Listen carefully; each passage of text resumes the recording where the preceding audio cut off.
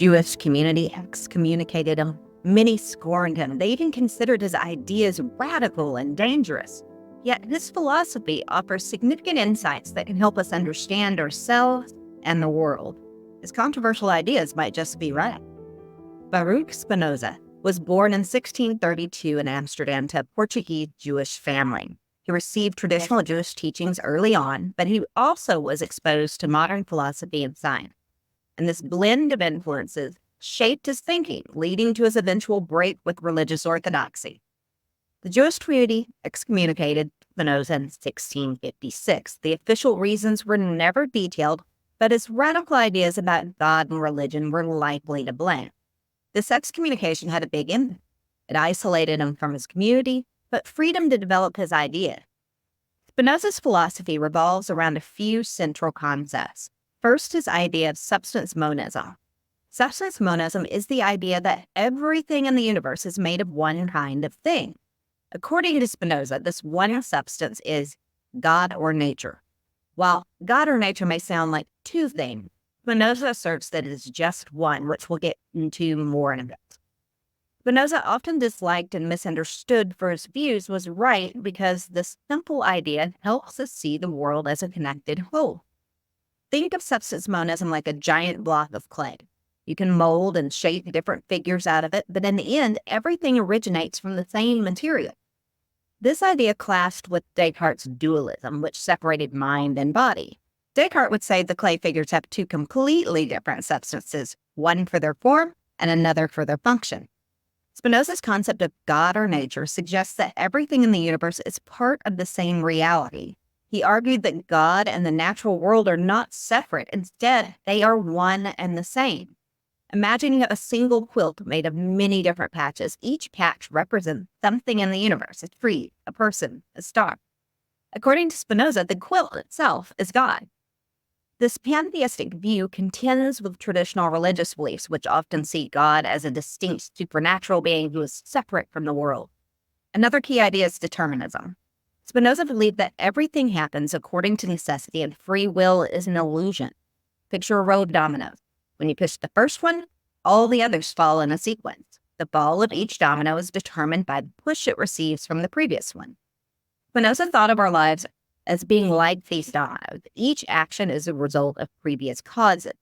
However, he also argued that understanding this necessity can lead to greater freedom. By recognizing the causes of our actions, like understanding why the dominoes fall, we can learn to act more rationally. For example, if you know that eating junk food leads to feeling sluggish, you can choose healthier foods to feel better. You can use knowledge to influence the chain of events. Spinoza's Ethics is his most famous work. It has definitions, axioms, and propositions, just like a geometry textbook. And as in geometry, you start with basic shapes and build up to more difficult ones. Spinoza does the same. He starts with basic concepts and builds up to his conclusions, much like any other philosopher. He begins with the simplest building blocks of his philosophy, definitions of fundamental terms like substance, attribute, and mode. These definitions are like the basic shapes in geometry, points, lines, and circles. And from these basic elements, he establishes axioms, which are self-evident truths. For example, he defines substance as something that exists and is conceived in itself. In geometry, we define a point as a location with no size, similar to this. Using these definitions and axioms, Spinoza systematically works his way to more complex ideas. He presents propositions that follow logically from these basics, like proving theorems in geometry build on simpler statements. For instance, he argues that everything must have a cause, and there can only be one infinite substance. So everything that exists is part of the single substance of God or nature. This approach presents his ideas with mathematical clarity. He then builds his ideas step by step. He starts with simple definitions and moves to more difficult concepts, and this method helps readers follow his logic easily. The central theme of his work is how to achieve a good life through understanding and rationality. By comprehending the true nature of reality and our place within it, we can align our lives with reason and attain true happiness. A major concept in Spinoza's ethics is conatus, the drive for self-preservation. Think of conscious like the instinctual urge we all have to keep going, like a plant bending towards the sunlight. Whether it's a plant, an animal, or a person, everything naturally strives to continue its existence. For humans, this might mean seeking food when hungry, finding shelter when cold, or pursuing happiness and security. This idea suggests that a fundamental urge drives human behavior and motivation. Spinoza also examined emotions, which he saw as states that can enhance or diminish our power of action. Imagine emotions as being like fuel in a car. Positive emotions like joy and love can act as high-octane fuel, boosting our energy and helping us move forward. Negative emotions like anger or fear can be like low-quality fuel, clogging up the engine and slowing us down. Spinoza categorized these emotions. He argued that understanding their causes can help us overcome harmful passion. By using reason, we can achieve a state of equanimity and happiness. For example, if you understand that your anger stems from a misunderstanding, you can address the root cause and find peace. This rational approach helps maintain a balanced emotional state and leads to a more fulfilling life. When Spinoza's ideas first emerged, they faced harsh criticism. Religious authorities condemned him and banned his works.